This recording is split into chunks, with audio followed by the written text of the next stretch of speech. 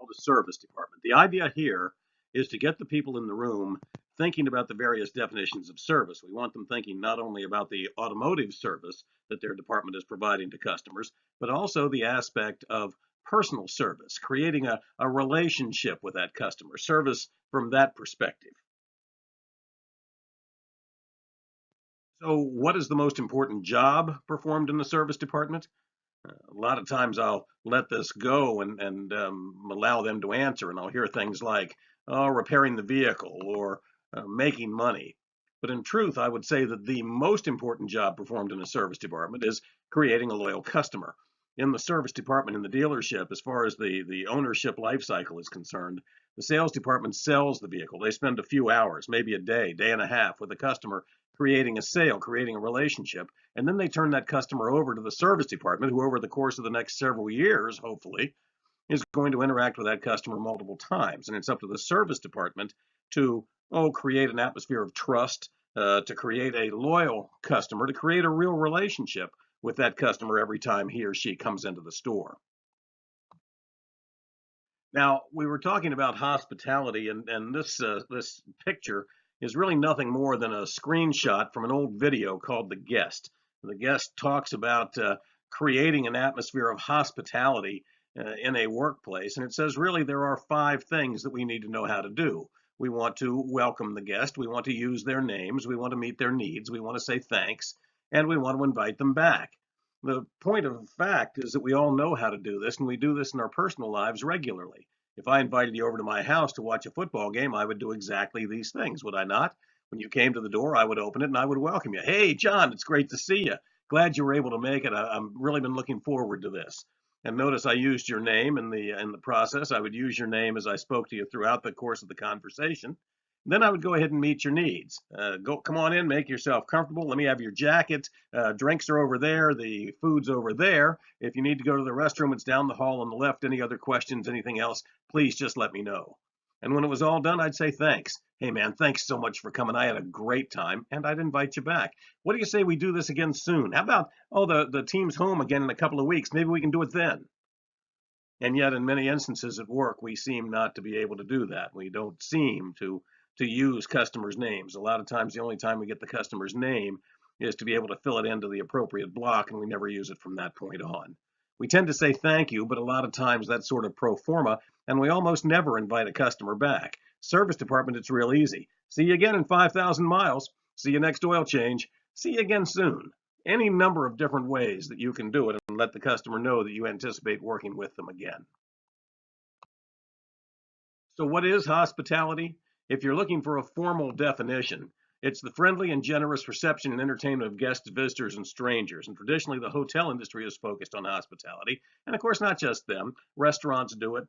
Theme parks have focused on it for a number of years. Casinos, all of the kinds of places where it's abundantly clear that hospitality is critical to the success of the organization. It ought to be abundantly clear in our environment as well. It's the one thing that separates us from the pack. Now, perception is reality insofar as the customer is concerned, and it's not so much how we deliver service, it's how the guests perceive that experience. Do they believe that they've been treated well? Do they believe they've been treated in a way that specially meets their needs? If they believe that, then we have treated them in those ways. It's all about perception. And from our point of view, it's a matter of mindset. Is our mindset more fixed, or is it more of a growth mindset?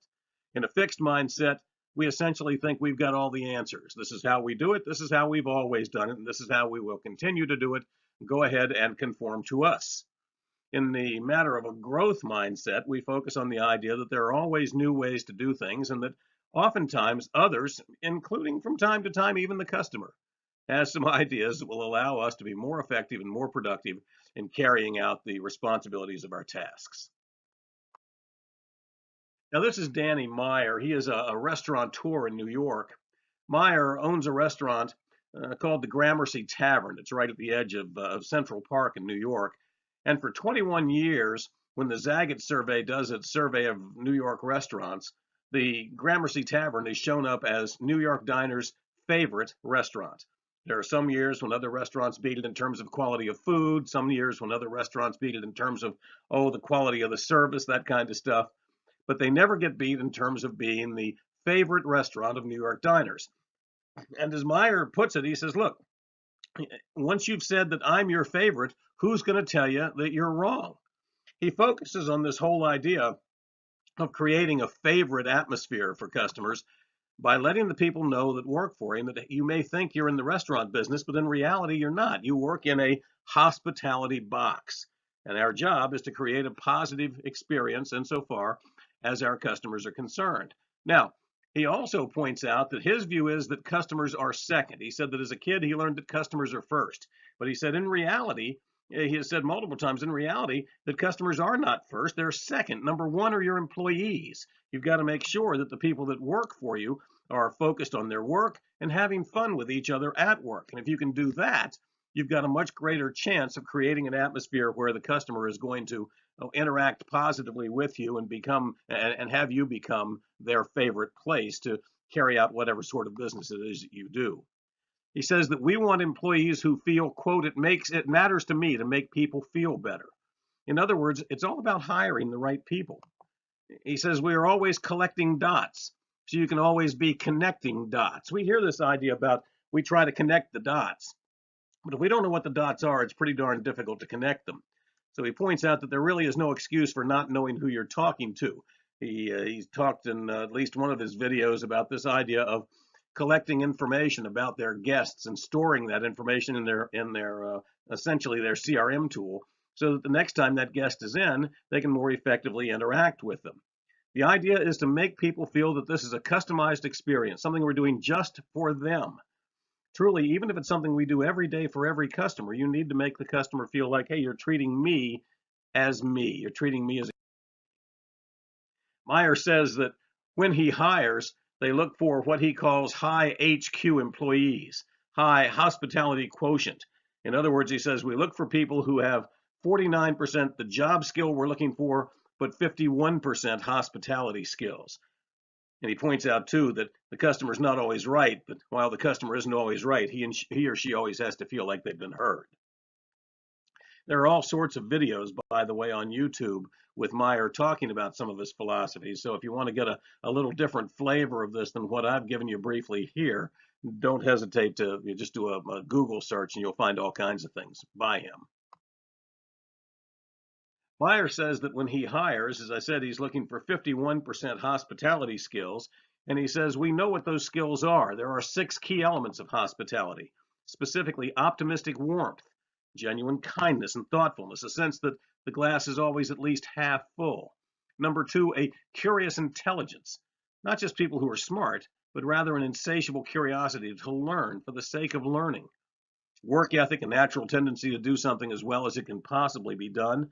This, by the way, is something you almost can't teach. Empathy, an awareness of and care for, connection to how others feel and how your actions make them feel. A self-awareness, understanding of what makes you tick, is also critical.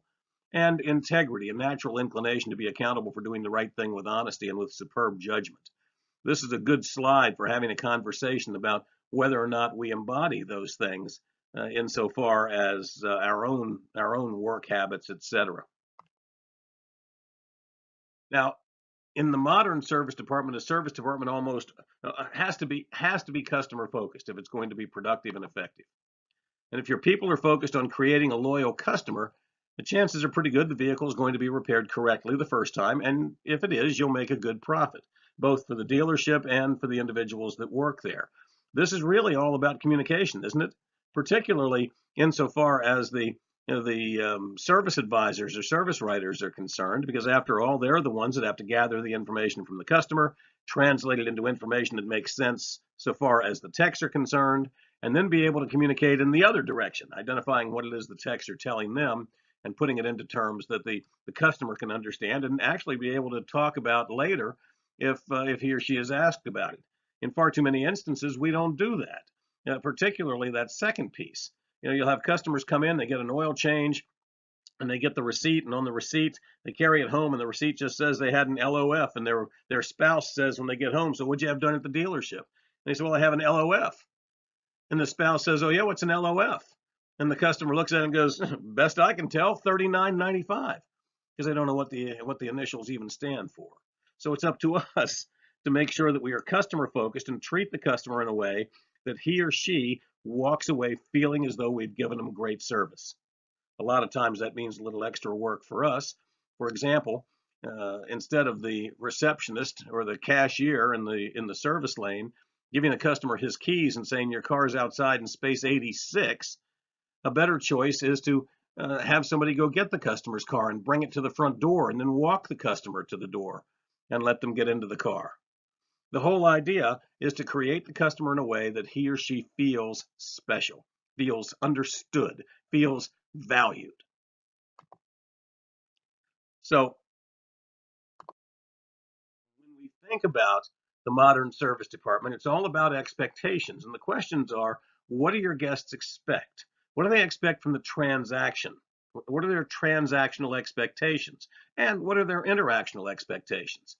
I would say to you that their transactional expectations are that you're going to do everything perfectly. When I come into the dealership, whether it's in the sales department or in the service department, I know there's a process that has to be followed as a customer, but I don't know what it is, and I frankly don't care because I figure that whoever I'm dealing with knows what needs to be done and is going to take me through the process without any sort of problems. And when they do, everything's perfect. All you've done is met my expectations. But when you drop the ball, it causes you, all kinds of grief because I start wondering about what other things you did wrong. I start wondering about how well I can trust you, etc. And so the transaction is critical, but it's critical that you do it correctly. That's the key thing. It's got to be done right. The interaction, on the other hand, that's where the relationship is truly built. And I think that in very many instances, customers' expectations are pretty doggone low. And I think they're frankly surprised when we treat them like human beings and we look for ways to connect with them as people and really let them know that we value them. And so the question becomes, what are their expectations and are their expectations met? What do our customers receive? The question there is, how do you know what they receive?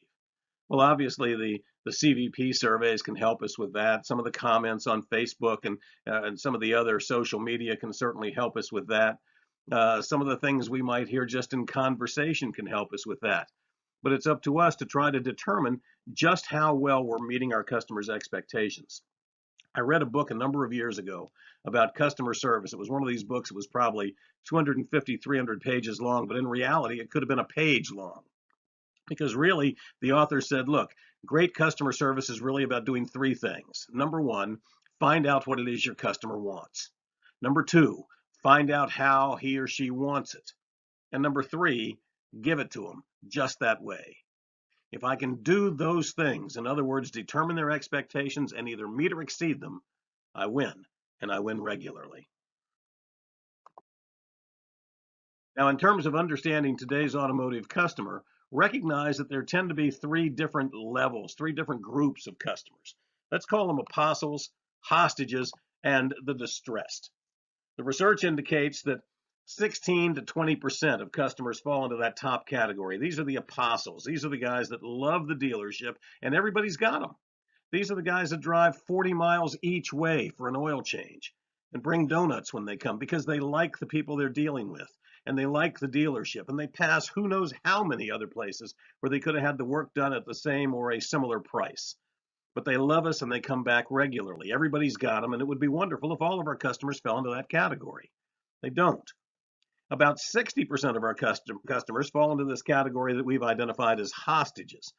And by hostages, I don't mean anything terribly negative. What I mean is they're the ones that continue to do business with us and often have for a long period of time. Sometimes it's because, well, they're comfortable with us or they're not uncomfortable with us. We haven't done anything to really chase them away. Maybe it's because they work or live in the neighborhood. Maybe it's because the place they've always gone is us. There could be any number of different reasons. But in very many instances, they're kind of free agents. In other words, if somebody opened a dealership across the street from us and said, hey, I'm going to do an oil change for $19.95, there is a portion of customers, a portion of these customers who would go over and give them a try because they aren't that loyal to us. They aren't that committed to us. They aren't that engaged with us. And the challenge in very many instances is to move these hostages into that apostle category. Now, the other group, the distressed, Again, 16 to 20% is the research. Overall, in general, the number of people that fall into this category. And these are the ones that no matter what you do, it's the wrong thing. I always say that these are the people who, if you gave one of them $100 bill, they'd be annoyed you didn't give them 5 20s, because they're going to yell at you and say, what are you doing? Give me $100 bill. I can't cash that. Nobody even takes those. How come you didn't give me 20s that I could actually spend? And in very many instances, no matter what you do, no matter how you do it, this group is not ever going to be completely satisfied. They're not ever going to be happy with you. They're always going to be looking for ways to, talk about how bad things are going. These are the ones that recognize that they don't really want to be there, and it just seems to rankle them. A lot of times other stuff's going on in their lives.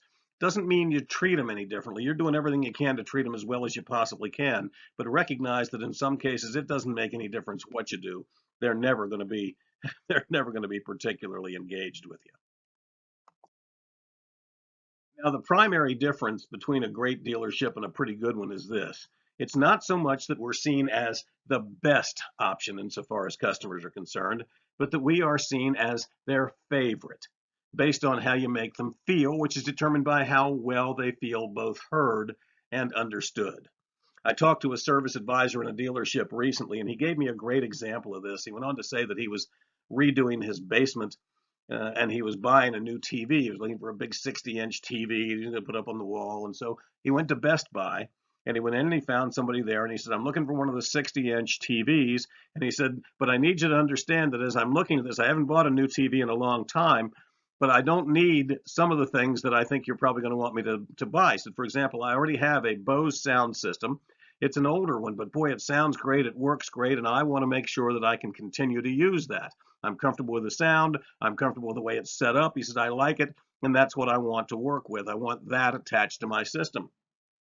And he said, the guy shook his head and said, absolutely, I understand, that's what we'll do. And he said, in very short order, the salesperson was trying to sell him a sound bar, a sound system to attach to this new TV. He had no trouble finding the TV he wanted, but all of a sudden this guy's all over him about buying a new sound system, despite the fact that he had told him, I want nothing to do with any sort of new sound system.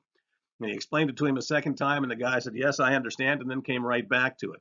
He ended up walking out of Best Buy and going to a specialty store in the area and buying the TV that he wanted and hooking it up to his sound system when he got home. And his comment to me was, he said, here's what I learned from that experience. I learned from that experience that I will never again go to Best Buy as my first choice. I will only go there if I can't get what I need from someone else. And isn't that what we're talking about? We're looking to make the dealership the customer's favorite. We want to be their first choice whenever they think about automotive business, whether it's buying a car, servicing their vehicle, or maybe buying parts to do some work themselves, or for that matter, even hats and t-shirts. We want them coming to us first. And it's all about how we make them feel, determined by how well they feel both heard and understood. So really, it's a simple concept. Focus not just on the transactions, but focus on both the transactions and the interactions. Remember, the transactions have got to be done perfectly. The interactions, that's where you build the relationship, and that's where you focus on the moments of truth, and those moments of engagement that we've called them within some of the things that we do. So the question becomes, what can you do differently? And I think this is the way to think about it. What do you want your guests to think and say about the difference you bring once their experience with you is over? What do you want your guests to think and say about the difference that you bring? Now, as you ponder this and think about how to make things work, there are some basic tenets that a lot of times we seem to forget, and they're these. First, you have to accept, really accept, that people buy emotionally, then validate their decision logically. This is especially true as we think about automobiles. No matter how much we try to commoditize them, cars are still emotional purchases. If you disagree with that, think about the last time you pulled up to a stoplight and somebody pulled up next to you in a vehicle that they had essentially customized to meet their own needs. They'd taken all the badges off the car, they'd darkened the windows to within an inch of their lives, they'd raised it or lowered it, they'd painted it a new color, some sort of metal flake that certainly didn't come from the factory. changed the way the headlamps look. They've changed the wraps on the tail lights. They've made the car from a Ford or some other brand into a Bob or an Alice or a Jane or whoever's car it belongs to. It's theirs. It's them. They buy emotionally and then they validate their decision logically. We all do that. Secondly, you need to recognize that you have a lot more to sell than just basic maintenance in the service department. You have an opportunity to create relationships with your customer. You have an opportunity to become the guy. You have an opportunity to become effective as you interact with your customers in ways that are far more meaningful than being able to sell the customer the works package and give them a $10 rebate via mail. It's critical too that if you're going to be effective as a service advisor, you have to know your business. And I mean all of it, not just vehicles and not just numbers, but know all of the things that matter. Be aware of what kinds of things make a difference as far as your customers are concerned. The other thing too is practice your skills regularly so you never feel the temptation to cut a corner. When you do that, when you take a shortcut, it may not feel like it's costing you money in the moment. And it may not be at this immediate moment, but it is in the long haul. And once you've cut a few corners a few times, those corners are gone. You've rounded off the edges. And remember too that buyers love stories. Create your story, tell it, then tell it again. And what I mean by that is be able to talk about how some of the things you do in your dealership and some of the things you've done with other customers have met customers' needs in ways that they hadn't anticipated or expected. And then you've got an opportunity. To really connect, really reach that customer in ways that are meaningful to her or to him. Now, in the service department, 5 key times when you have opportunities to talk to the customer and to really maybe make some hay with them are these: the appointment, the write-up, the diagnosis or repair, the quality control, and the active delivery. At the appointment, typically the customer has called you, so you can make the assumption that he's got a minute or two to have a conversation with you. And this is the opportunity to get the information you need and to really connect with the customer. At write-up, you want to make sure that you get all the information the customer wants you to have and maybe even get a little bit more. Walk him around the car, uh, ask him about things like the windshield wipers. Open the hood, take a look at the battery cables and some of the others that are in there just to make sure they're looking all right. Take a quick peek at the tires. In other words, engage the customer right from the very beginning. The diagnosis and the repair, let them know that you're going to be doing a multi-point safety inspection on the vehicle and be prepared to identify what it is that needs to be done for that customer. Quality control at the end of the contact, once the work is done before the vehicle is ever redelivered, make sure that the work that you said was going to be done is done. Make sure that everything is up to speed and the car is the way it's supposed to be before the customer gets it back. And then the active redelivery is critical to creating that relationship. There was a motivational speaker for a number of years, a guy named Zig Ziglar. Zig died a few years ago, but like a lot of the motivational guys, he had a couple of sort of standard talks that he did. And I saw him a few years before he died. I'd seen him many times, but I wanted to see him one more time, thinking perhaps he was going to retire or whatever at that point. And he did one of his standard presentations. It was called Meet You at the Top. And at one point in the course of the presentation, he went on to say that he was 74 years old and he had been married for 52 years, and everybody applauded. But then he said, but I've never had an anniversary. And everybody kind of paused for a moment, and he said, we have a honeymoon every year. Excuse me. And I think that I thought immediately that there's a parallel between that comment and what we ought to be doing with our customers and dealerships. When a customer buys a new vehicle, he takes delivery of the car, and that delivery is akin to the honeymoon when you get married. It's the first time you've had an opportunity to really feel that this car is yours, that you've made the commitment to this vehicle, etc. It's the first time. The car is clean, it has that smell, it has 6 miles on the odometer or whatever it happens to be. And it's the first time you ever see it. But you only get to do that once when you buy a car. Of course, over the course of ownership, you're going to have multiple opportunities to come into the service department. You're going to have oil changes. You might have some repairs, some other maintenance work that needs to be done. And every time you get the car back, it is an opportunity for the customer to have a great experience. In other words, it's similar to having a wedding anniversary every year. But like Ziegler said, instead of viewing it as an anniversary, why not view that as an opportunity to positively re-deliver the car to the customer and to enhance the relationship, to increase the way he feels, his trust, etc., the way he feels about the dealership.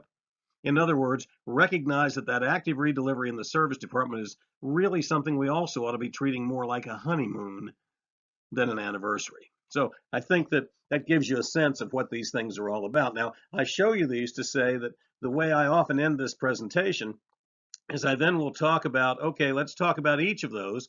Maybe I'll break the room down into groups, or maybe I have them all work on these things, and I'll say, okay, let's think about these individually.